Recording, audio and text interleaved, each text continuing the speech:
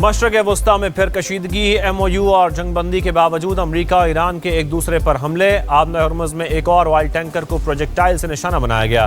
And we continue to follow it this weekend. The situation is still escalating on this Sunday, with Iran launching a new round of attacks against Bahrain and Kuwait. This after the U.S. struck more Iranian targets.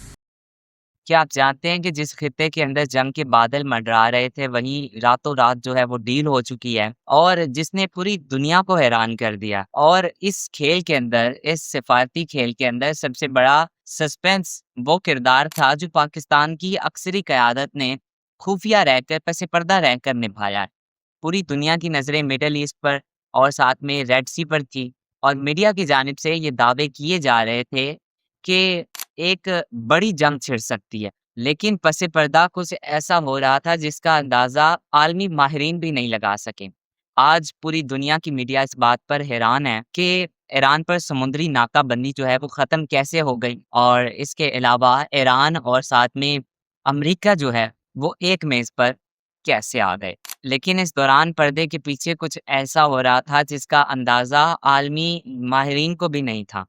آج پوری دنیا کی media اس بات پر حیران ہے کہ ایران پر جو تھی ناکہ بندی، سمندری ناکہ بندی کیسے ختم ہوئی، اور اس کے علاوہ امریکہ اور تہران جو ہے وہ ایک میز پر کیسے آ گئے ہیں۔ جو ایران کے صدر کا پاکستان کا دورہ تھا، یہ کوئی عام ملاقات نہیں تھی، بلکہ یہ ایک گرینڈ پلان کا حصہ تھا جس کی سکرپٹ جو ہے وہ کئی مہینوں پہلے سے جو ہے وہ لکھی جا رہی تھی۔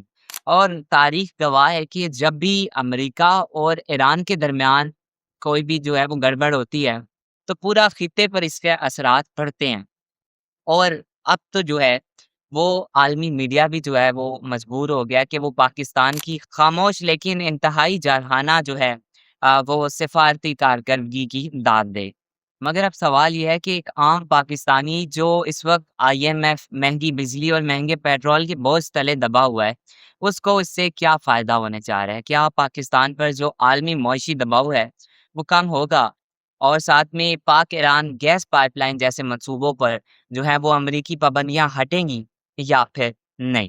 یہ سوال اس لیے اہم ہے کیونکہ اب پاکستانی عوام کو جو ہے وہ جیو پولیٹکس سے زیادہ جو ہے وہ اپنے چولہے کی فکر ہے، اور اگر یہ سفارتی کامیابی کے بعد پاکستان کو ایران گیس پائپ لائن جیسے منصوبے پر امریکہ کی پابندی ہٹتی نہیں ہے تو پھر ان تعریفوں کا اور اس پوزیشن کا کیا کرنا ہے؟ اندرونی ذرائع کا یہ کہنا ہے کہ پاکستان کو بین الاقوامی سطح پر جو ہے وہ معمولی ریلیف جو ہے وہ ملنے کی امید ہے۔ پاکستان نے پوری دنیا کو یہ کر دکھایا ہے کہ جب خطے میں امن کی اور سیکیورٹی کی بات آتی ہے تو اسلام آباد اور راولپنڈی کے جو فیصلے ہیں انہیں جو ہے وہ نظر انداز کرنا تقریباً جو ہے وہ ناممکن ہو جاتا ہے۔ اور اب اصل کہانی یہ ہے کہ عالمی مالیاتی ادارے IMF اور ساتھ میں مغربی طاقتوں کو یہ احساس دلایا گیا ہے کہ ایک مستحکم پاکستان ہی خطے کی جو سیکیورٹی کی ضمانت دے سکتا ہے۔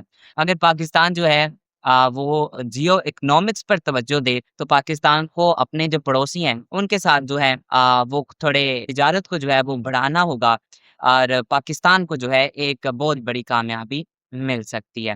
اب پاکستان جو ہے وہ ایک سپر پاور بن کر ابھر رہا ہے یا پھر یہ ایک عالمی ریلیف ہے، ایک عارضی ریلیف ہے، اس کا فیصلہ تو وقت ہی کرے گا۔